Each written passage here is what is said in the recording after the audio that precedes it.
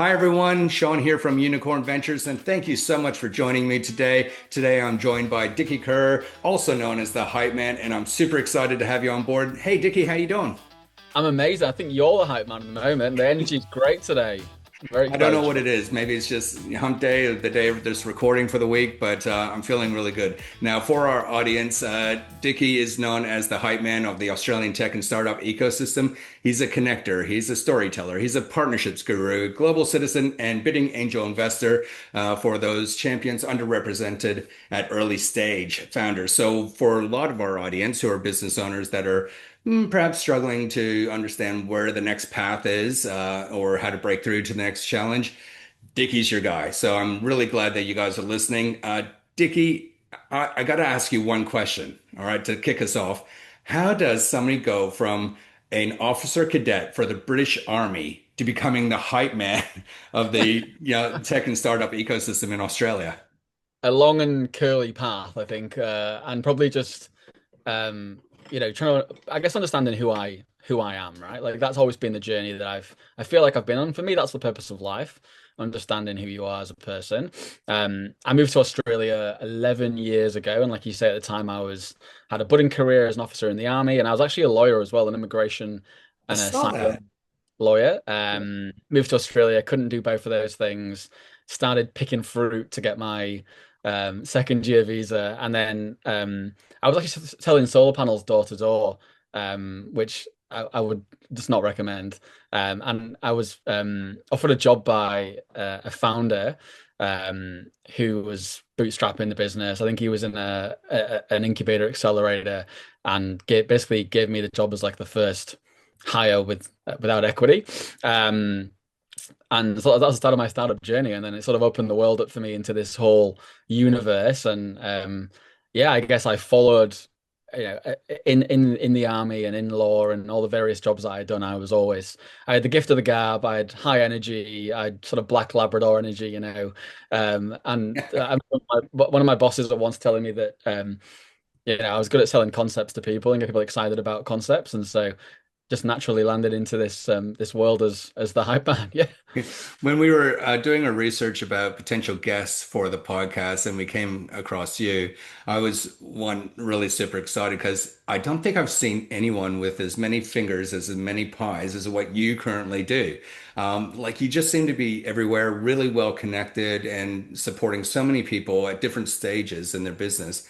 If you're at a barbecue and somebody asks, "Oh, so Dickie, what do you do?" How do you actually answer that question? I'm getting better actually, Sean. Like I feel like a year ago I really struggled with that, and I've done so much work trying to work out how to kind of get that. And I think I've got a business coach, Simi. I give her a shout out. She's amazing, Simi Ryan, and she has done a lot of work with me recently about finding a mission and really aligning to a mission. And I think that's really helped. And I think it helps. It's advice I'd give to anyone who's a solopreneur, has a portfolio career. Um, Pick a mission. At a barbecue, it might sound a little bit pretentious when you say, "So what do you do?" Well, I'm on a mission to inspire 1 million entrepreneurs to think globally. There's definitely That's a not way. pretentious. That's awesome. Most people go, "Oh, what does that actually mean?" How do you get paid? What do you actually do? But that's my mission. But if it was just a barbecue of non-innovation and tech people, I would say I help to connect global startup ecosystems, which again generally prompts about five more questions about what that means. Yeah. A lot of jargon in our world, but I think that's for me, where I've really understood helps to drive me to um, align my thinking, I guess, and align the things that I do and the pieces of projects that I pick up to one sort of mission. And for me, that's really about global connectivity across innovation. Yeah, I saw that you yeah, and we'll get into it a little bit later, but do a lot of work between Australia and to the EU and the UK as well. So that's pretty epic. When I wanted to ask how you landed on the hype man. Yeah. So the story goes that I started working for a company called Startup Victoria, that's now called a Startup Network, and they're an entrepreneurial community for founders based in Melbourne, but work across Australia. and I just started to, do LinkedIn posts about the state of the Australian startup ecosystem, shouting out various people, talking about how we can improve things, spotlighting startups. And I was hosting loads of events as the classic MC of a pitch night. I'm doing that tonight again as well. I'm Yeah. still doing that 4 years later. And people started calling me the hype man for Australian startups or Australian tech and innovations. There was a nickname that I got from a couple of people. A guy called Brian Borowski is kind of who I say it is. My business is now called the Hype Man Media, so I don't give full credit to Brian in case he wants to at some point try to claim back some equity, in the Yeah. business. But I always think he was the first person that I remember saying it, but I think it was a few people. And then I was like, that's a pretty cool nickname. I'm going to stick that on my LinkedIn headline. And they just went from there, right? Once you've kind of owned it and stepped into it. I remember a group of guys called Tech Visa who do sponsored migration for tech professionals. They bought my first merch at South by Southwest Sydney 3 years ago, which had Hype Man on the front. And then it just kind of stuck. And when it came to launching my own business, it just logical to call it Hype Man Media. Yeah. Yeah. And it really captures you as well, because instantly, as soon as you hear it, I can imagine what you'd be like at emceeing or coaching or mentoring. You're bringing that positive energy, but keeping it really, I guess, grounded as well at the same time. Yeah, exactly that. Look, and it's a global concept. I was in China doing a keynote 2 weeks ago, and I told someone in the business, and they were like, "Oh, it's a really cool name. We understand that." I was like, "Awesome." Yeah. Sometimes you're kind of worried. Is that concept actually exist around the world? You're like, "Yeah, it does. Like, it makes sense." Yeah. And I guess maybe at the barbecue that wouldn't land so well. I'm the hype man. And they're like, okay. So Like, I like where you're going. exactly. I want to go back a bit, take us back a bit to that origin story where you were picking fruit and then selling solar panels door to door, terrible, terrible, terrible. And then you got into the startup game. Can you just tell me what that experience was like? Where was Australia at that time? What was the opportunities that were popping up? Because that was 10 years ago now. The world's changed a lot in 10 years. Mm. We've had the COVID, we've had AI and so forth, everyone dropping political shifts and changes, both domestic and foreign as well. So what was happening when you first entered into it? And what have you seen the biggest changes over the last 10 years? Yeah, so I was working for a food tech startup called Sprout Kitchens, which became Cookatoo. And what we were trying to do was basically take kitchens that were closed on a night, so like commercial kitchens that were mostly in cafes and restaurants, and use that space for delivery companies like Deliveroo, for them to basically. So to deliver food, you have to be within a 2 kilometer radius of a restaurant. So Yeah. rather than saying, "Hey, open another restaurant," I think we were working with like brands like Huckster Burger and Rolled. Rather than opening another restaurant, use this commercial kitchen. We'll be the aggregator for that relationship.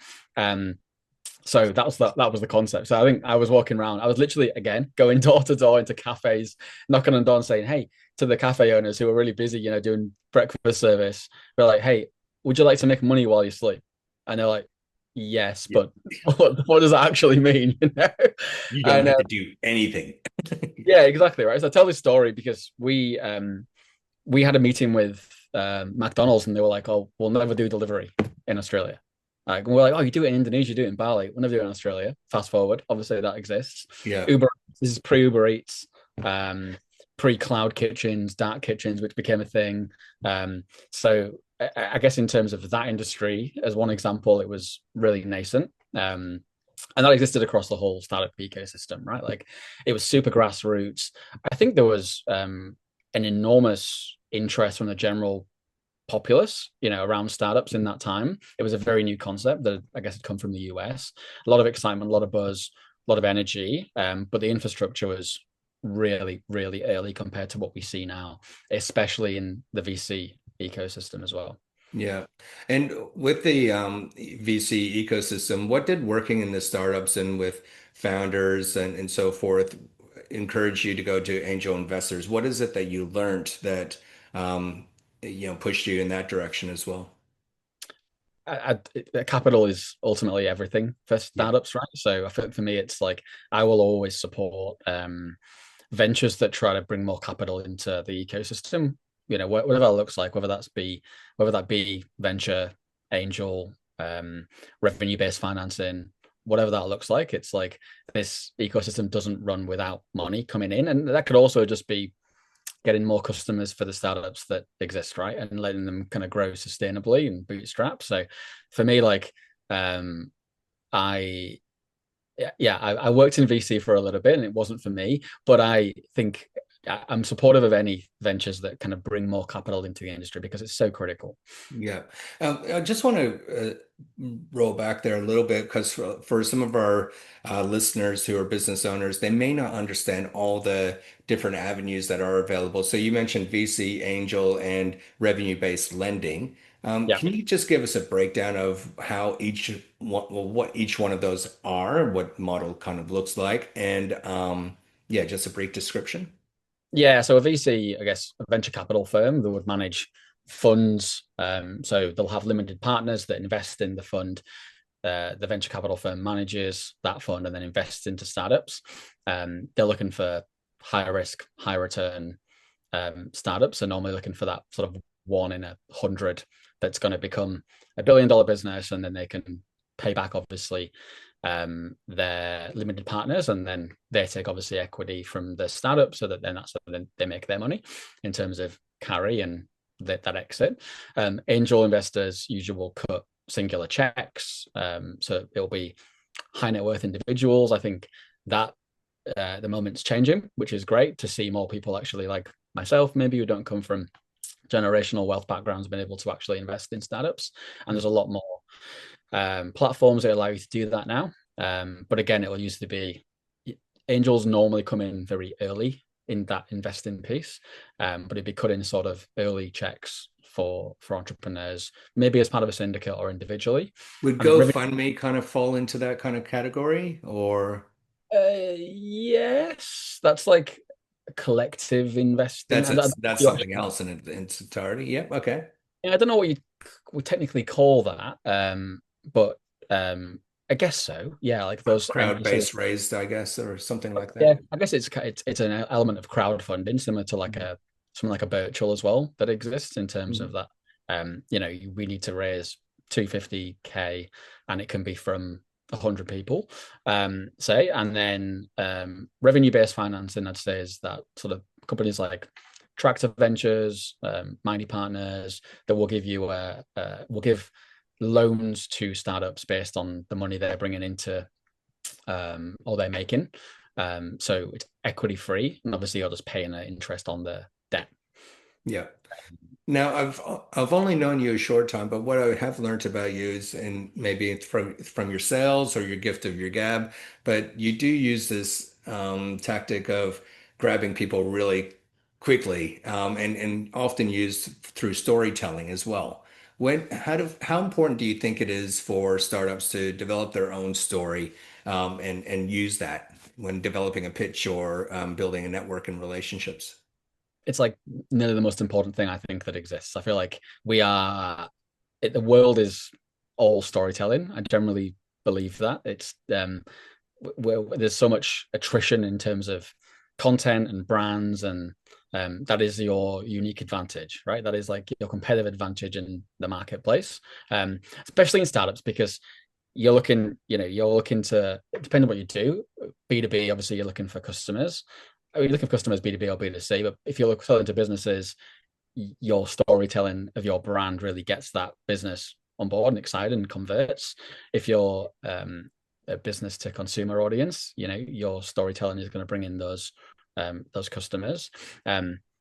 Investors, it's so critical about how you bring on investment, whatever type of investment that is. And it's how you get PR and media to help fund both those things, right? And Yeah. to help drive both those things to exist. And I think it's so critical for startups because a lot of the work you do at the very, very early stage, like for the food tech company that I was working for, or like I guess in my own business now, Hatman Media, it everything's lean, right? So like everything's lean and it's early, and often the one thing you have is your story, right? So that's the one thing that you can control.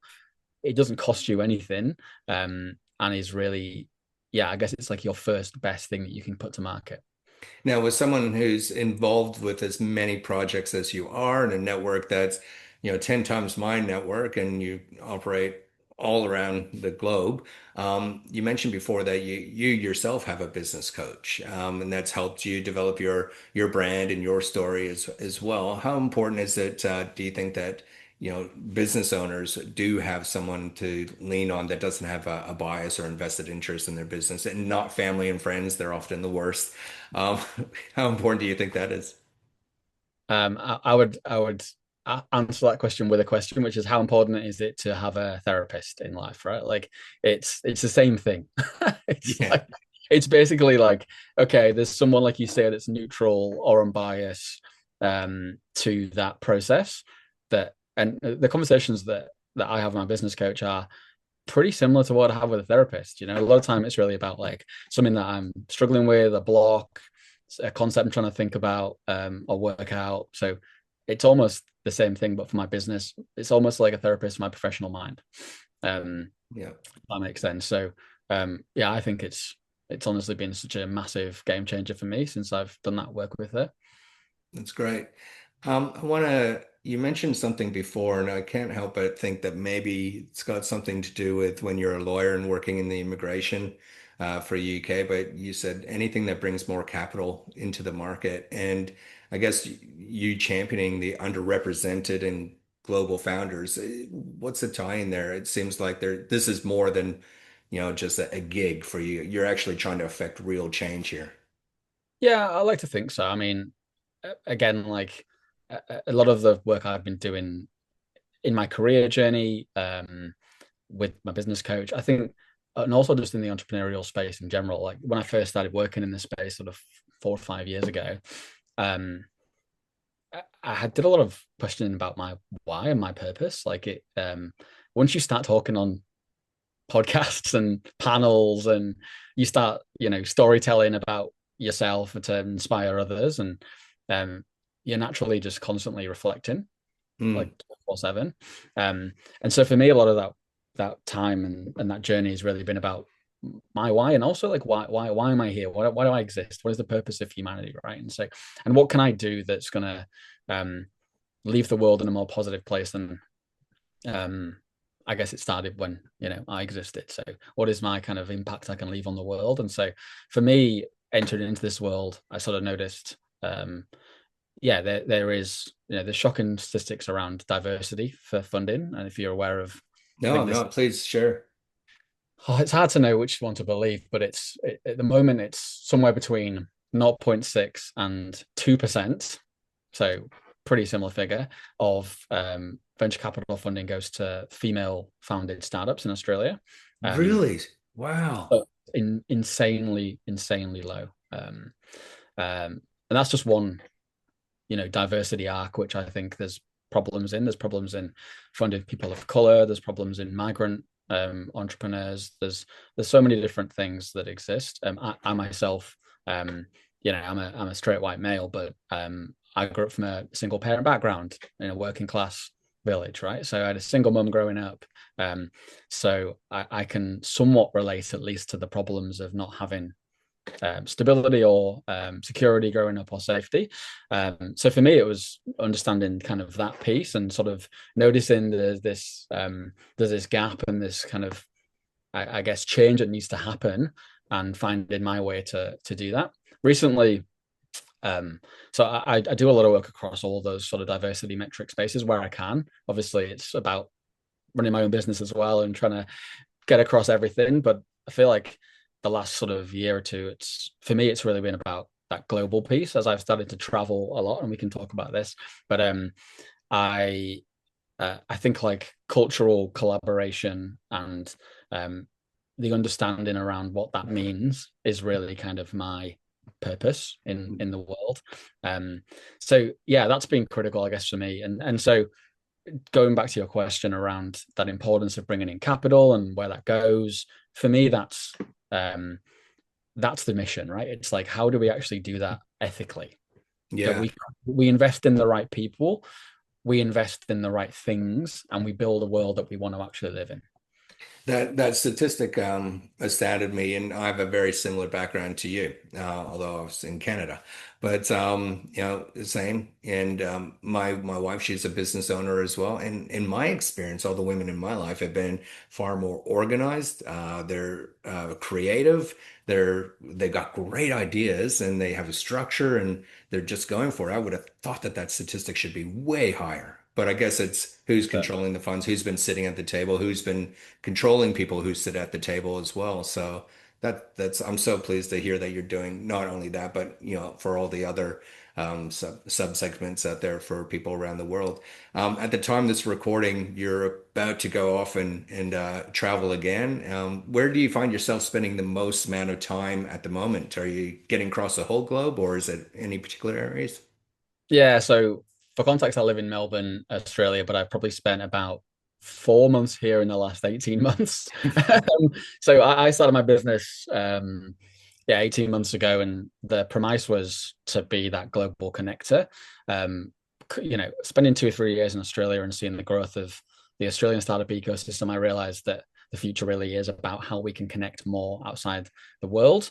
And professionally for me as well, it was about that, right? So it's like my growth was, how do I grow by continuing to evolve my ways of thinking and ways of working? Um, so the last 18 months, I've spent most of the time across the APAC region, mostly across India and China. Actually, I've been to China 3 times this year and India 3 times. Um, I'm getting married in India in January, so there's a Oh, slight personal, congratulations.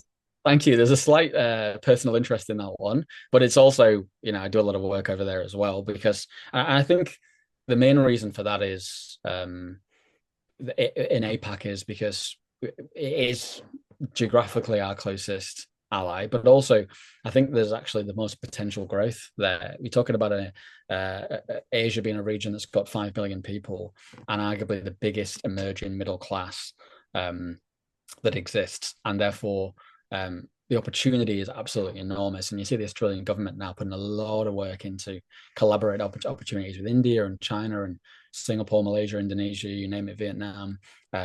So for me, it's been almost like a passion project because I absolutely love the region, and I think professionally, it's a massive opportunity for the Australian startup ecosystem to connect with those regions. And there's still a massive knowledge gap that exists. That's the crazy thing.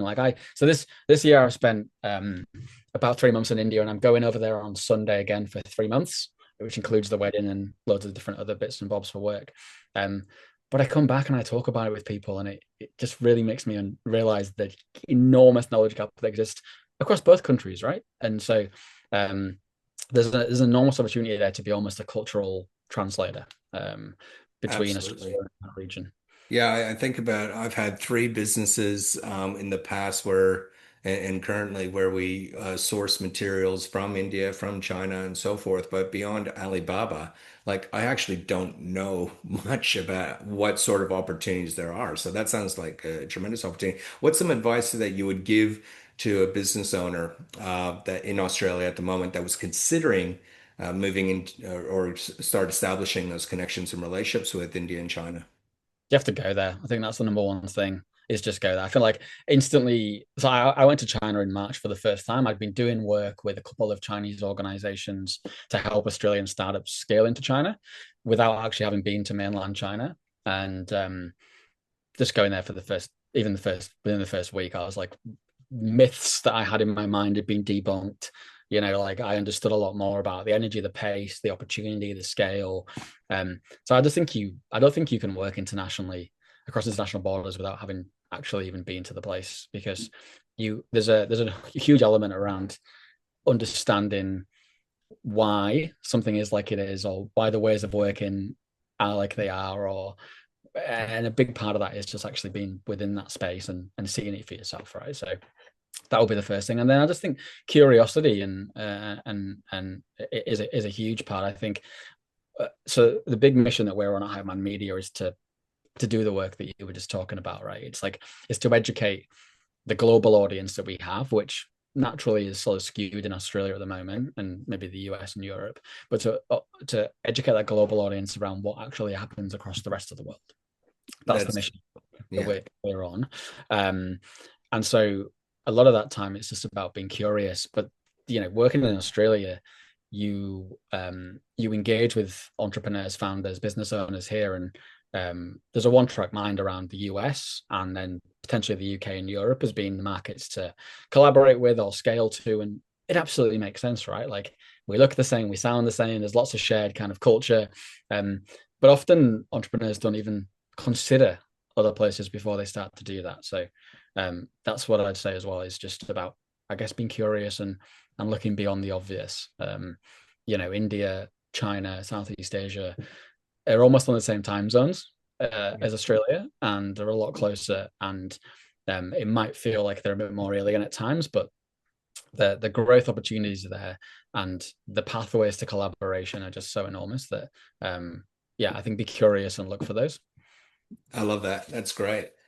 When we think about the last 4 or 5 years in your journey, there's been a lot certainly going on within Australia and globally. What was some of the biggest challenges for yourself personally that you've encountered that, yeah, you started this one 18 months ago, this business, but, so obviously there's been some changes for yourself. Was there a particular Yeah. challenge or crisis that you had to deal with? Starting a business when you have grown up as an only child in a single parent family, and you've definitely adopted your parents, my mum's scarcity mindset was and survival mindset was probably like the hardest thing I've ever done in my entire life. Working full time for a salary until I was 35, and then letting that go and trying to change my mindset from making money being success, to actually building something else. That's I thank my business coach and then my fiance even more so for being able to carry me through that one. And it, I think it's something that exists. It's something that potentially holds back so many potential entrepreneurs from doing it. That fear around risk and safety and security, and so I guess another thing, for me is like, how do I share that message authentically and inspire people to potentially take a risk and create things that change the world for the positive, right? Like, because and people are sat there thinking, I've got this idea, but I'm terrified at the prospect of doing it, right? So that for me has probably been the biggest challenge I've had in the last 18 months or so. And I probably still think I'm nearly there now.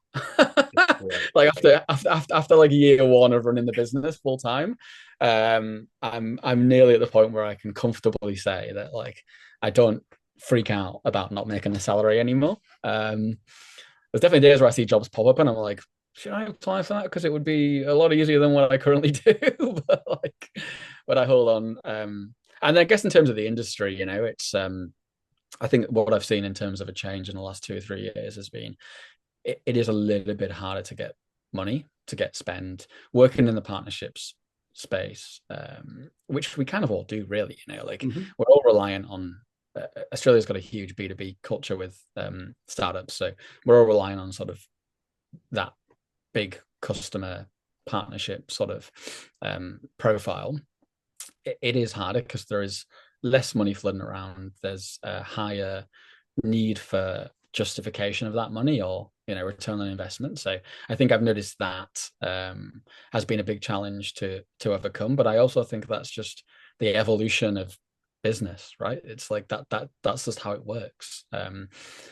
It's great to have the heady heights of sort of 21 22 where we had capital flowing everywhere, but the reality is like you're always going to have to find ways to evolve that business model and justify that spend. So I think they're probably been the biggest two challenges personally and professionally. The there's when there has been a definite tightening up of spending between business to business. Everything's getting more expensive, and they have to maintain a bottom line to keep all their key stakeholders and happy as well. Um, I'm wondering if there was a little phrase that just came to me is those who can't do teach, and if you're dealing with those barriers yourself, but I imagine that there's been quite a few founders that you've helped out in the past that have felt like they're up against the wall or they have a scarcity mindset or they're not willing to take the risk, or they're just that fear just puts them in a state of not being able to move forward. What is the advice or how do you help them get through to that next stage? It's just incremental.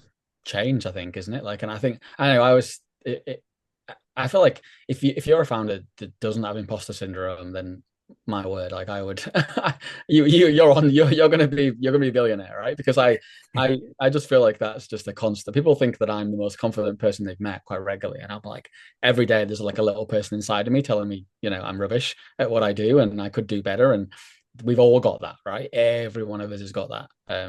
I reckon there's a couple of founders that I know that don't have that, and if they don't, they're like, it's so they're superhuman in how they can kind of stop it. And I think they're the ones that potentially are just shoot to the moon in whatever they do. So I think for most people, it's just about making incremental positive change. I always say to entrepreneurs, how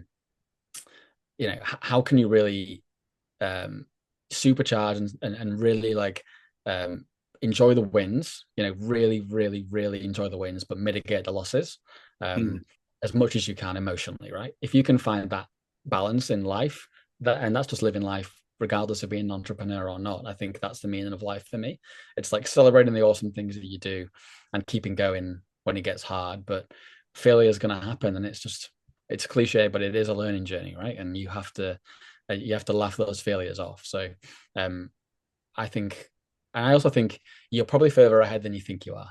That's the other best advice I'd give to people, because quite often we feel, and I know I'm guilty of this. So someone that's got that sort of type A personality that wants to constantly be succeeding, achieving, and moving quicker and doing more, you have to sit down and take stock. Have that sort of monthly, quarterly, yearly, reflection and setting and goal setting or goal mapping, whatever it is, and sit down and go, actually, look what I've achieved Yeah. in this time, and just to be really proud of that. Yeah, I think gratitude journals are great. I started, I've let it go for a little bit. I need to get back onto it because I think even just those daily, weekly, monthly, quarterly, half yearly, and yearly reviews, we do it as a family every year. We write down as many things as we can, think about what we loved for the year, all the experiences. We do it individually, and then we come together and we share our lists together. And it just Love gives that. you like such a warm feeling. And you go, wow, we actually did a lot. And that, if we didn't stop and reflect, it could have easily gone by. Yeah, and it works both ways, right? Like if you don't set the goals in the first place as well, like the day to day happens all the time, Like we just me and my fiance did a session on Sunday night where we sort of like, right, what do you want to achieve in the next 5 years personally, and professionally as well. And so because it's like if you don't have those things to aim for, like you're just kind of moving around, right? So, and I guess the other thing advice I give to people is why. Like I'm, it's very Simon Sinek, but like I Yeah. feel that if anyone says anything to me really about what they want to do or why they're doing something, I will like always push people for why. And it's an uncomfortable question for a lot of people to actually understand like their motivation for things. And entrepreneurs, I think it's super important to understand your personal why, not just the business why, but like what are you doing it for? Like, and be really, really, really honest with yourself. Is it because you want the fame and fortune? Is it like you said, to make an exit? Is it to provide for your family? Is it to solve this one problem which will change the world? Like the quicker, I wouldn't judge anyone for what their why is, right? It's fine if you want to make $1 billion. It's fine if you want to cure cancer, whatever that is. But if you can be super, super strong on what that why is, then it will help you to achieve it, right? It'll help you to align what you're doing to that goal in the end. um I think we all think that we know the why, but we often don't.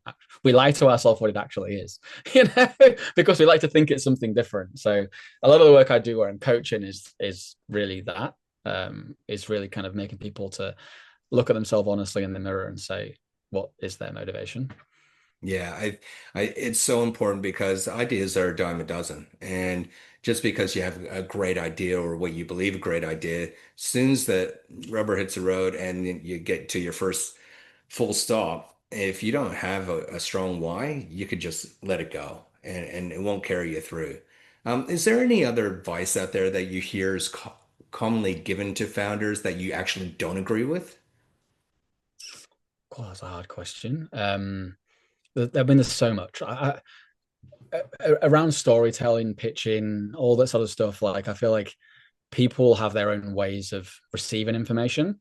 Hmm. Uh, so I don't know, as someone that probably sees 500 to 1,000 startup pitches a year. Um, a lot of times people just want to take it apart and see it their way, which means that like you can do a startup pitch and you can get sort of 20 different ways of feedback, and you go, well, this person told me to do it this way, this person told me to do it this way as well. And in the end, it just comes down to actually how they wanted to receive the information. So I think like that sort of thing can sometimes confuse a lot of entrepreneurs, especially if I've come and done like a storytelling workshop sometimes, and we're like, hey, you should say this. I like the idea of you saying this, and they're like, well, I've had 10 people telling me the other way. And the entrepreneur sitting there just going, I don't know what to do really. I think like that sort of stuff should be taken with a pinch of salt in terms of um the how, really. Ultimately, like having the idea is what's actually important, as long as you get that information across. So I guess that's one thing. And then potentially there's a lot of people in the industry, and arguably I was guilty of this myself, which um uh before I started my own business, I was like talking about entrepreneurship and being an advocate for it, and I had good intentions, but I'd never done it.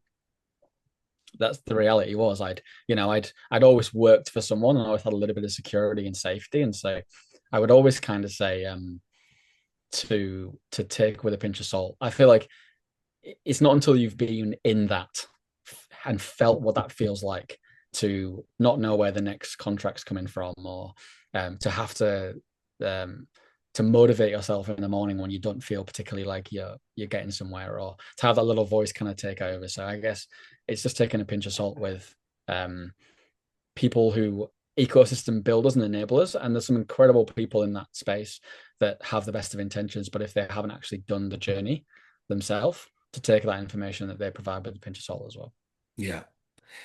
You mentioned that you receive, I can't remember the number, 400, 500, 700 pitches every year. How are you coming across these? Are they emailing you on your socials, or is this part of group pitching sessions? How are you coming across these? I reckon I probably host about 15 to 20 pitch nights a year. So that's probably anywhere between 5 and 12 on each of those. Um, People hit me up on LinkedIn quite a lot, email. I've got a newsletter called Hype Day and Z Startups, which is fastest growing Australian tech and innovation newsletter. We feature 5 to 15 startups again every week, that's our community spotlight, where we say, here's what we've seen this week. We've seen, these are the 5 that caught our eye. Sometimes it's an accelerator program that's just launched, and so we want to spotlight that whole accelerator program. It also means that I can do a little bit less work at writing the profiles when that one comes up, because I'm like, mate, that's a bit of a cheat code for writing the newsletter. You realize when you want to write 2 newsletters every week, it's takes a lot of time to find that content, right? So Yeah. so I think across all those different metrics, it's hard to know the number, but yeah, I see sort of hundreds to, if not thousands. Have Um, you ever hosted a night, or someone's approached you hey, would you mind sharing this out there, or something you've yeah, gone, actually, that's really good. I'm going to keep that one. Hey, I can do a deal with you directly, like right now. Have you ever had an experience like that? yeah, definitely. There's definitely moments where you're just like, oh wow, okay, that's pretty awesome. Like I didn't, and it always comes at the most random times. Like someone will reach out to you with, "Oh, I'd love to have a meeting." I'm like, okay, cool. I don't have much time, to be honest. And then they sit down and they're like, "Yeah, so I've got this new business idea, and I've exited 3 tech companies already." And I'm like, "Oh, I'm listening now."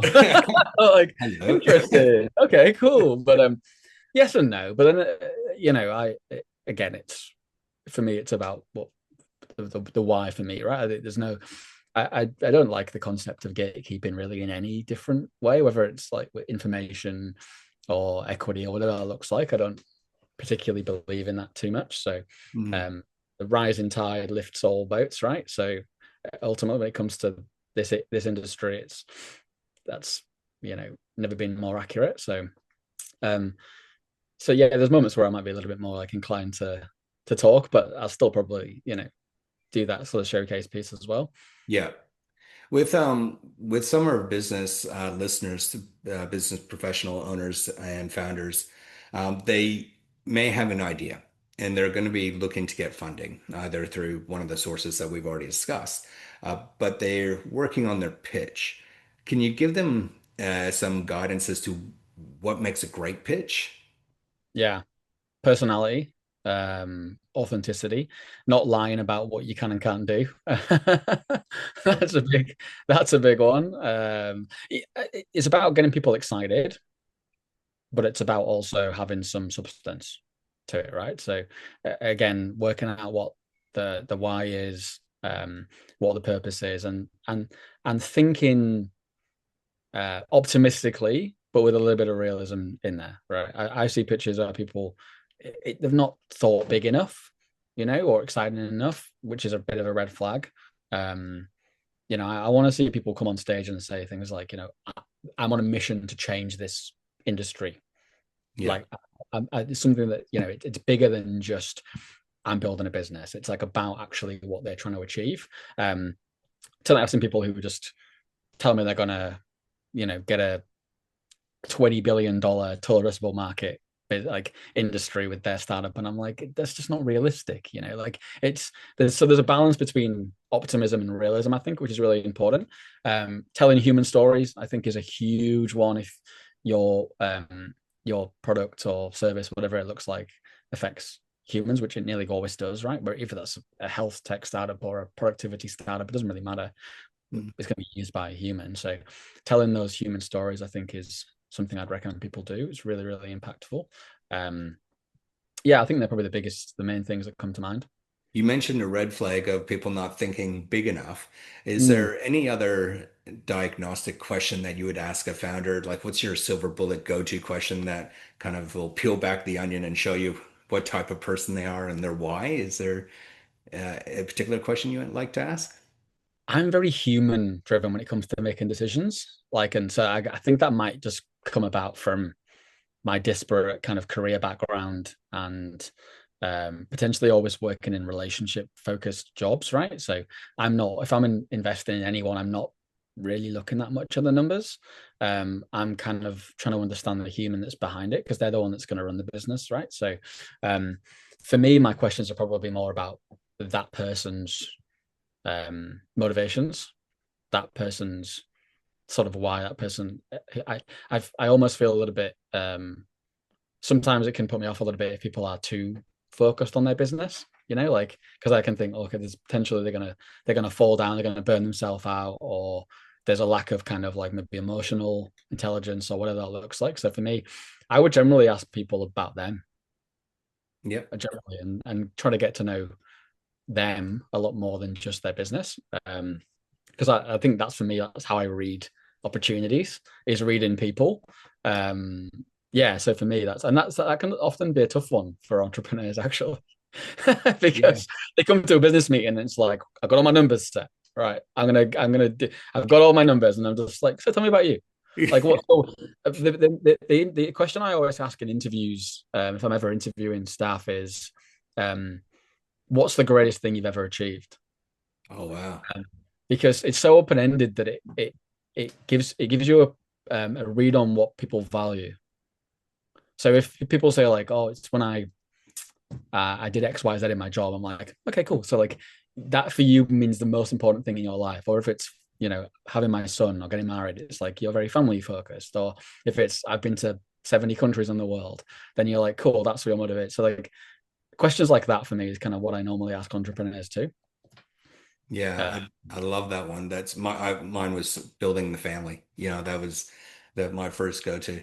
Um, when you're getting to know founders, there's, I guess, a difference. As you said, it would be difficult for them to navigate where they're getting pushed and pulled from. But what separates a founder from being a promising founder? Like, yeah, you got a great idea, you're good, versus an investable founder, someone you would want to invest in. Because in a way, you're saying that you invest in the person, but the business can't be so reliant on that person. no, So how do you differentiate between the two? I think like what makes a good founder is emotional intelligence, agility, to be able to change, a confidence in what they do, but not an arrogance, because Mhm. you're gonna have so many people who are shaping what you do, whether you bring on investment or whether it's customers you have to work with, or whether it's bringing on other founding team members. So you need to be like confident, but not too arrogant that you can't adapt and be flexible. Resilience is just the most critical thing. Is that I guess I know that's what I for me is probably my superpower and my entrepreneurial journey is resilience. Luckily, 5 years in the army helped with that one. Um, some days. um, so I think that's like there are a couple of communication skills. Because again, you are the mouthpiece for your business, and that's going to be in so many different rooms. You know, you have to wear so many hats: customers, investors. When you're getting to know the startup ecosystem, your team. So I think communication as well, super critical. So I think they're the biggest things that I look for in like the person themselves. Mm. And the way they relate to their business then is, you know, can you be a leader in your business, which may mean that you have to separate yourself from the business at the right time, right? So I think that's how those two things come together. Mm. I was thinking about all the pitch sessions that you've helped host, MC, been part of. Did you say 15 in the last year? Yeah, it's hard to keep count, to be honest. Yeah. Like, yeah, Like I'm only just learning about these pitch sessions that they actually yeah, right. exist. I'm gonna get myself to one of these because I think it'd be such a vibe and exciting. But if you're seeing 400 to 700 pitches a year, you can't invest in all of them. Hmm. Has there ever been a pitch that you've heard and you went, maybe, maybe not, and let it go, but then they went on to skyrocket?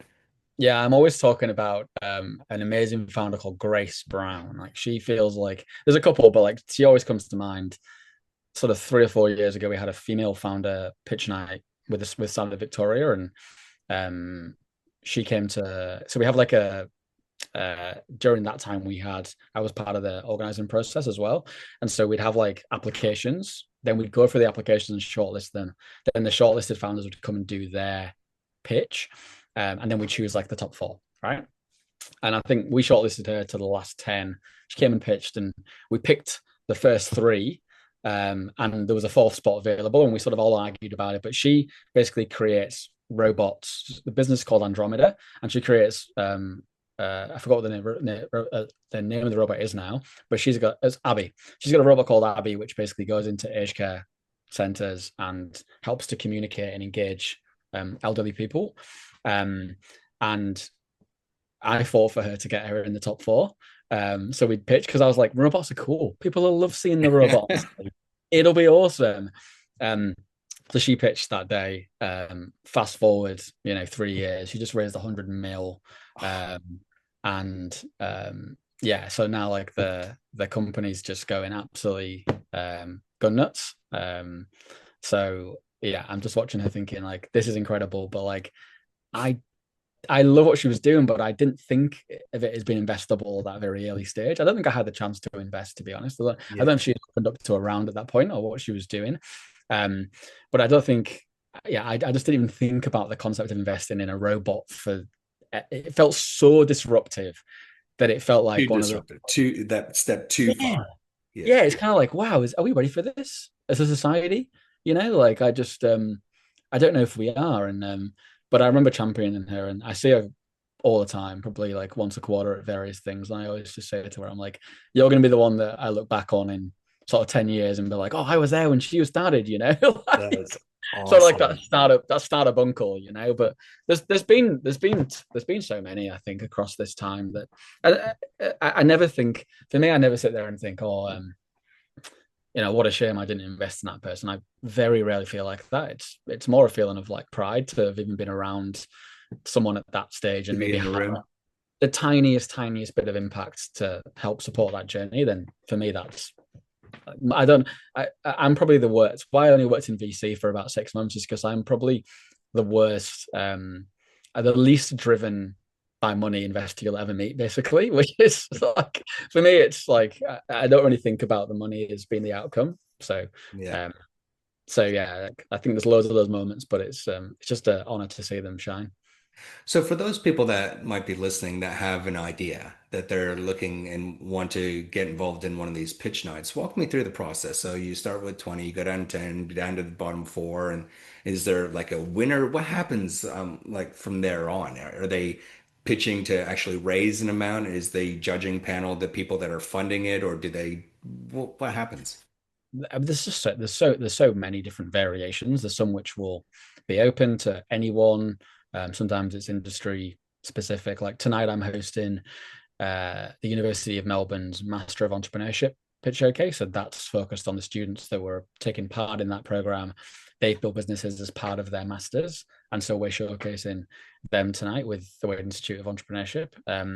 So really broad. Sometimes it's driven, like I was the host of South by Southwest Sydney's pitch night 2 years ago, and that was focused on, there was 25 startups and the winner got to go pitch in the US in Austin. Sometimes it's pitching for investment, the judges might be there. I think there's a myriad different kind of ways of doing it and a myriad different outcomes, but I think the most important thing for startups is just about crafting their storytelling through that pitch process, and then also getting that first evangelists for your product, right? Like I think that's the most important thing. You hear I think in Australia especially, where it's quite a nascent startup ecosystem, I think if you're going to the US, you're going to China, I've heard stories of people who have pitched in a room and someone stood up and gone, I'll give you $10 million. Like that doesn't happen in Australia.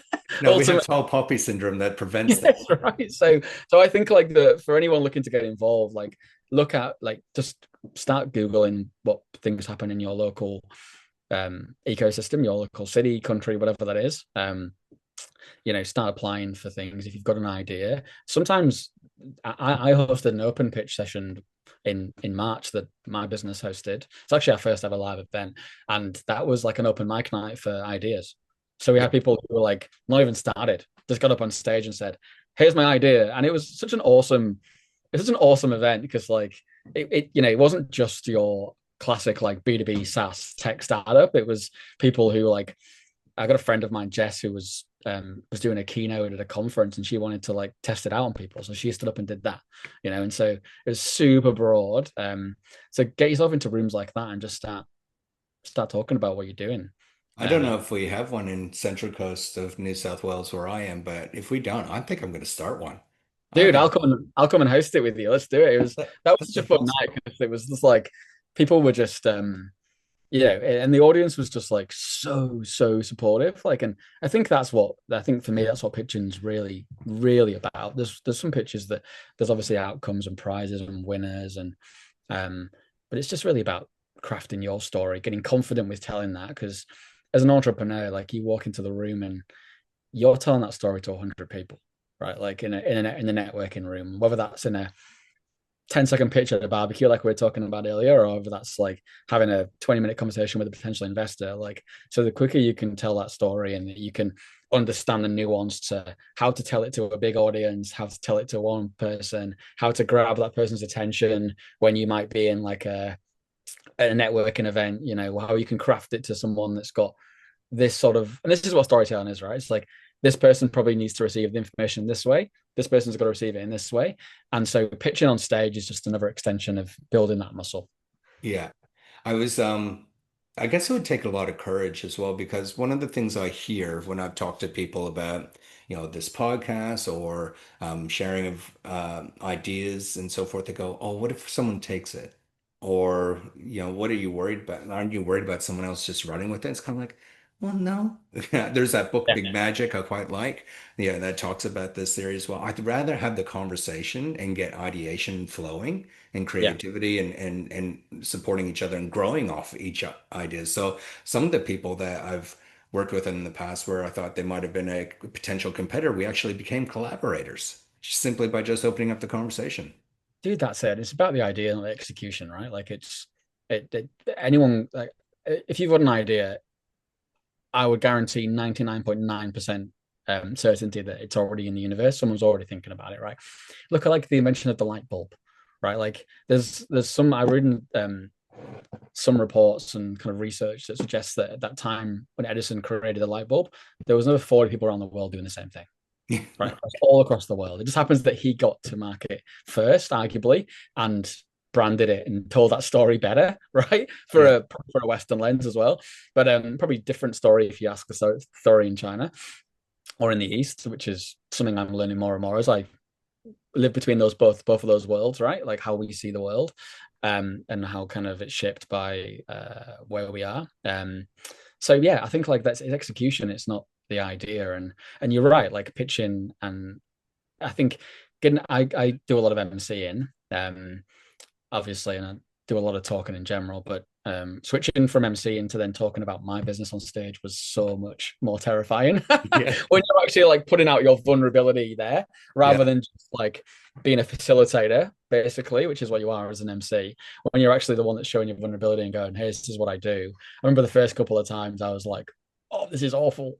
Like, Nobody cares. Oh God. I was like, oh God. And you know, then that happens when you walk into a. I remember the first time seeing my business name on a name tag or, you know, on like a slide deck in a pitch competition or something. I was like, oh God, this is awful. Like, and the imposter syndrome had never felt so intense, right? And so, and for founders, that's you have to get through that. You know, you can't build a business without talking about it or without putting your vulnerability out there or without putting it out into the universe. So a pitch competition is a vessel to do that on a pretty terrifying scale. But you know, afterwards people come off stage and they're like, I felt terrified, but I feel like exhilarated now and like almost validated about what I do, right? Which is an amazing thing to be able to help support. It's the biggest classroom, right? That's where Mm. you know earn your chops by doing that. I think you know one of the tips I heard about 10, 15 years ago was fear the fear, but do it anyway.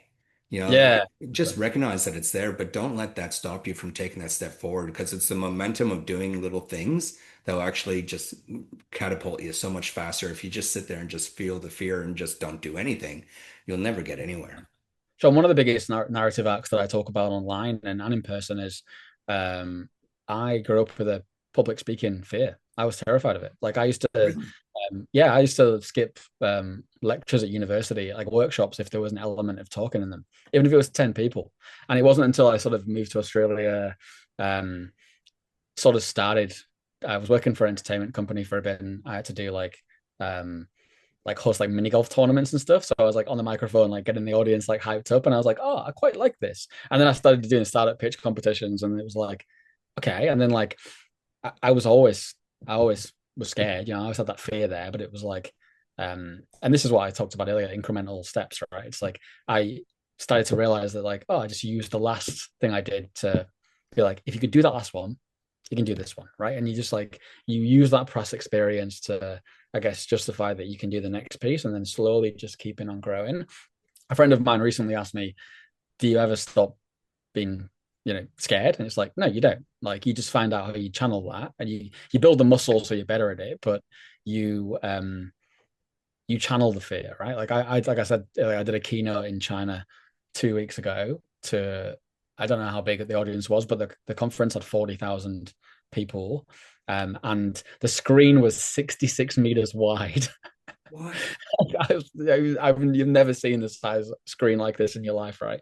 So I was sitting in the front row waiting to go on about an hour before, and I could sense myself getting nervous because I was trying to channel it as best I could, but like I was twitching, I was drinking water like a madman, and I was like on my phone every 5 seconds, and I was like, God, I'm terrified. But I do this all the time. But it was the biggest in terms of like the and also like internationally, right? So in terms of like just the stage and the audience and being in a foreign country where you've got an AI translator, but I just kept thinking to myself, you've done this so many times before in different settings, you've got this, and the fear is normal, and you just gotta like take that nervous system. So for me, yeah, I went from you know, so 3 or 4 years ago, being terrified of talking to 10 people to now doing it internationally. And so if you can do that, like you can do anything, right? You can go from zero to yeah success, I guess, on any sort of metric.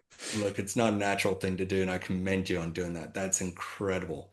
With your travels all around the world, what are some of the major trends or untapped opportunities that you see that are emerging?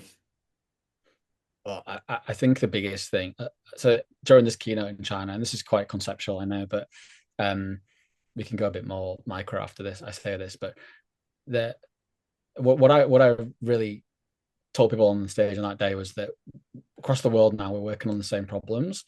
Um, I've met entrepreneurs that across 10 different countries that are literally working on the exact same problem, to the Edison example. Yeah. We all have the desires as startup ecosystems to solve those. So governments are putting so much money into climate solutions, right? Or whatever that looks like.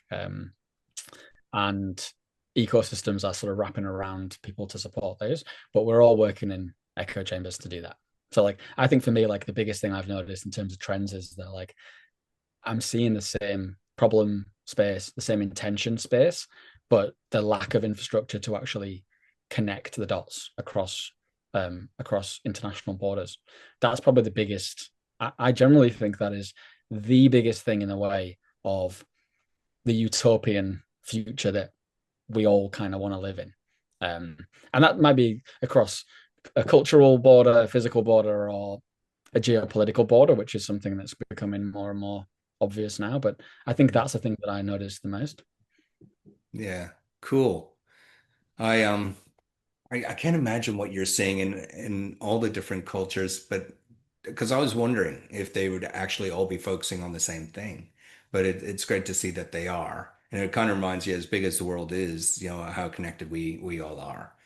I wanted to ask you if you could leave one piece of information for a founder that's going from startup to scale up to trying to get to enterprise or trying to get some funding. What's the one thing that call to action that you'd lead them with today? Um, I guess back to what we said earlier about that purpose and that why, right? So do the do the hard work to understand your purpose as a human being, like what it is you want to achieve, and then do that work for your business as well. Because once that messaging's consistent, and you can align your activities to that, both personally and professionally, that's when that story will come across super clear to the person you're trying to sell to, whether that's to new customers, whether that's to international scale in the business, whether that's to getting new investors on board. Like once you've got your story super clear and people understand that, then that's when you'll have success. And I think get a therapist, a business coach, and a fiance. Yeah, exactly. But it's true, right? Like again, the cliche, but it's like a startup takes a village to build. It generally you do need as many people as you can to be your community and your evangelists in your ecosystem. Yeah. Okay. So what's happening with you? What's happening with Hype Man? What are you excited about? What's coming down the pipeline that your global audience can be excited about for you as well? I'm heading to India on Sunday. I'm going via Singapore for 2 days, but I'm going to spend 16 days living on a train. So it's How does that I work? it's we're so how does that work? So 18 years ago, they started this social enterprise called Jagrati Yatra, and it's run by an Indian entrepreneur who now is like a state MP as well. Credible guy, Shashank, and it's about inspiring young entrepreneurs across India's sort of tier two and tier three cities. So not your Delhi's, Mumbai's, Calcutta's, but sort of the second or third cities, which are kind of more regional. And so they put 525 entrepreneurs on a train. They're between 20 and 28, and then they have mentors and facilitators and VIP. So I'm part of that group that's helping to support that because I'm not under 28, unfortunately. And we literally live on the train for 16 days, eat vegetarian food only. Every day there's like programming. We get off the train I think 13 times at different cities, and it literally goes from Mumbai right down to the south of India.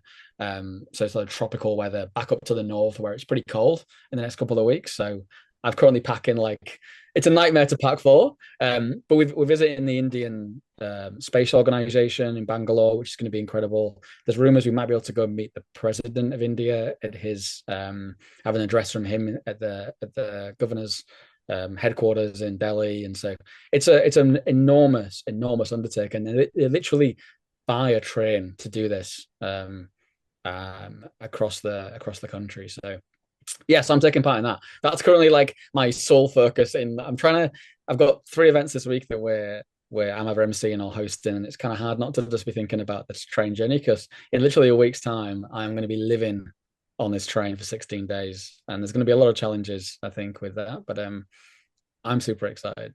So I think we're dropping this recording about a week after you get back. So it'll be interesting to see and reconnect.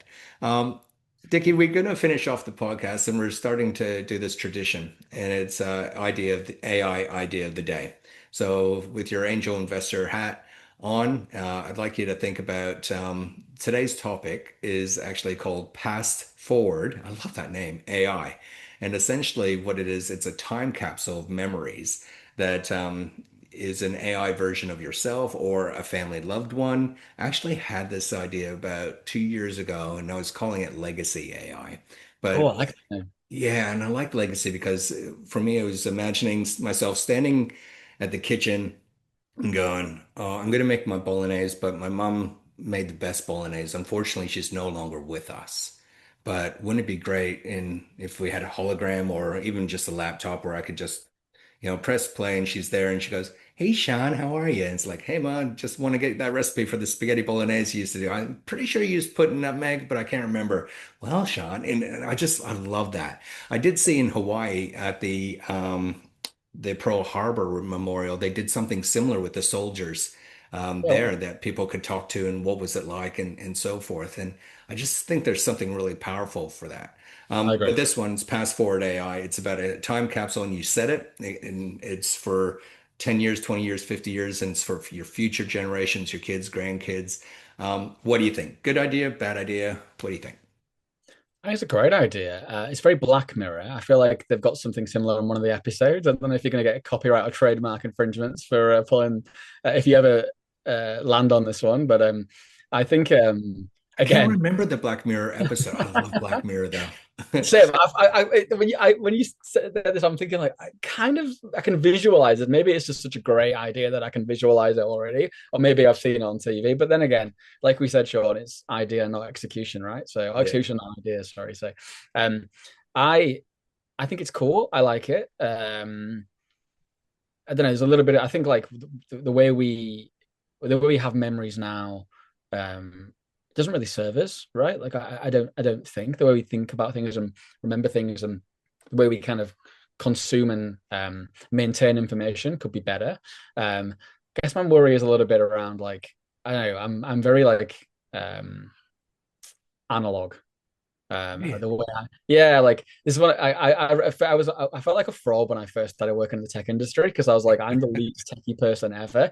And then I've sort of started to realize that it's like my superpower because I don't really get caught up in like getting excited about certain kind of tech or product or like hence to my point around like the human piece being such a huge part of the journey of looking at founders and investing for me. So I guess like I'm always like skeptical of things that like bring more technology into my life Yeah, as right. well. So that's the only thing I'd say in this. I like the concept because I think like I'm the kind of person that makes that will regularly sit for look at my travel photos on a night and um imagine if you could actually like bring yourself into that moment again. Like that would I would 100% buy that product. If I could be like sat on that camel in the Erg Chebi in Morocco like I was when I was 23 and feel what that feels like again, that would be super, super cool. All right, well, Um let's shift ideas. Let's go VR goggles with sensory inputs, like it disperses a smell, a feel, or sensation. That sounds amazing. I think that would be super cool. Or, I mean, it could be the same idea to what you was thinking, which was, um, Oh, as that memory comes out in the time capsule, it just brings you into it, right? And so you can have the experiential as well as the memory. all right. Well, listeners, you heard it here first. Dickie and I, we have a blueprint. We got a whole little thing here, business model, market opportunity, $16 billion global digital memory legacy and consumer cloud storage ecosystem. We can bring this together.